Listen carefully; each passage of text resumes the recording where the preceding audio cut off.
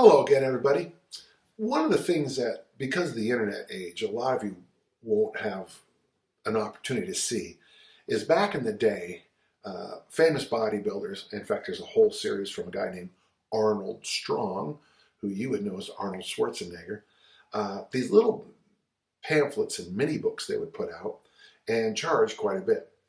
I remember being a big fan of a guy named Tom Platz, and I read a muscular development article about him when he had massive thighs, and he did 4 sets of 20, as I recall, with 405 pounds in the back squat. And I thought, if there's a royal road to thickness, maybe it's the high rep squats.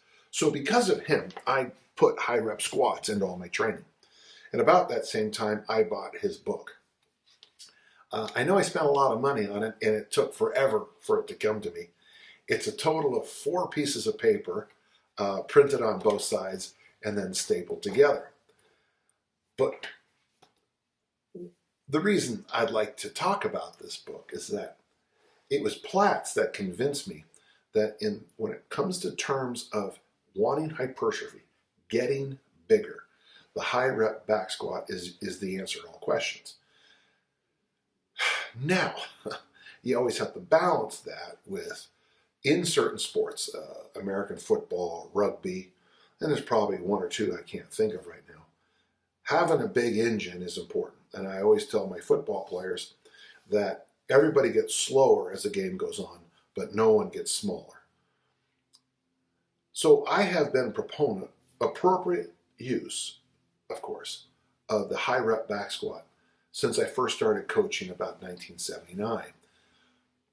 I have used it as a tool in my own career. In fact, the farthest I've ever thrown the discus was after doing basically 2 days a week of nothing but high rep back squats. The downside was it was getting harder and harder to walk. But I threw the discus far, I got to tell you. I think the lesson here is this. I love this book. I love the information I got from Tom Platz. But make sure we compartmentalize things sometimes.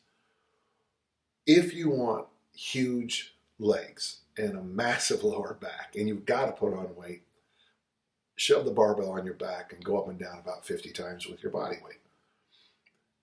Does that carry over on the field of performance? I would not compete the next week, but 6 months from now, I think that high rep squat protocol would do a lot of good for you. So, I hope that helped.